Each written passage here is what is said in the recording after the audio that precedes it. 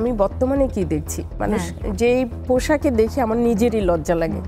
ঢাকায় চলচ্চিত্রের পরিচিত অভিনেত্রী নাজরিন আক্তার নার্গিস। দর্শকদের কাছে নাজরিন নামে বেশি পরিচিত তিনি। 3 দশকের ক্যারিয়ারে কয়েকশোরও বেশি চলচ্চিত্রে অভিনয় করেছেন। কৌতুকাভিনেত্রী হিসেবেও জনপ্রিয়তা পেয়েছেন। এর পাশাপাশি দীর্ঘ সময় অসংখ্য আইটেম গানেও নেচেছেন নাজরিন। কিন্তু অভিনয় জীবনে ছোট পোশাকে পারফর্ম করায় অশ্লীলতার তকমাও জুড়ে দেওয়া হয় তাকে। এই অভিনেত্রী এবার সমালোচনা তুললেন বর্তমান প্রজন্মের নায়িকাদের পোশাক নিয়ে। সম্প্রতি এক সাক্ষাৎকারে নাজরিন বলেন, আমরা যখন অভিনয় করতাম তখন সেটা ছিল চলচ্চিত্রের জন্য ক্যামেরার সামনে। আমাদের নাচের দৃশ্যে কিছুটা খোলামেলা পোশাক থাকলেও তা চরিত্র বা গানের প্রয়োজনে ছিল। কিন্তু এখন দেখি ইউটিউবে মেয়েরা কিভাবে অ্যাওয়ার্ড নিচ্ছে, নিজেদের শিল্পী বলে দাবি করছে, আর তাদের পোশাক আশাক দেখে মুখ ঢাকতে হচ্ছে। আমাদের লজ্জা লাগছে।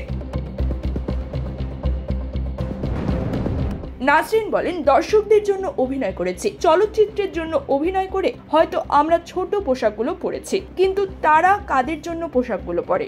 আমার অনুরোধ, তাদের আপনারা চিহ্নিত করুন। এরা কি কাজ করে, কেন পোশাকগুলো পরছে, তারা কেন নিজেদের শিল্পী বলে? তারা নিজেদের শিল্পী বলছে, আমাদের মনোক্ষুণ্ণ হচ্ছে। এছাড়া চলচ্চিত্র নির্মাণ নিয়ে হতাশা প্রকাশ করে নাজরিন বলেন, এখন যারা ছবি বানাচ্ছে তারা চলচ্চিত্রের মানুষ নয়, তারা ওরকম কোনো ডিরেক্টর নয়, চলচ্চিত্র থেকে কোনো শিক্ষা নেয়নি। 1992 সালে সোহানুর রহমান সোহানের লাভ চলচ্চিত্রে অভিনয়ের মাধ্যমে চলচ্চিত্র শিল্পে তার যাত্রা শুরু করেন। প্রথম মুক্তিপ্রাপ্ত ছবি নিয়ে তথ্যগত বিভ্রান্তি রয়েছে। লাভ সিনেমার পাশাপাশি 1992 সালে মুক্তিপ্রাপ্ত অগ্নিশপথ ছবিও তার প্রথম ছবি হিসেবে বলা হয়। তবে দিলদারের সঙ্গে অভিনয় করে দেশব্যাপী ব্যাপক পরিচিতি পান এই অভিনেত্রী। এই জুটি সিনেমা প্রেমীদের নিকট যেমন গ্রহণযোগ্যতা পেয়েছিল, তেমনি বেশ বিনোদিত করেছিল।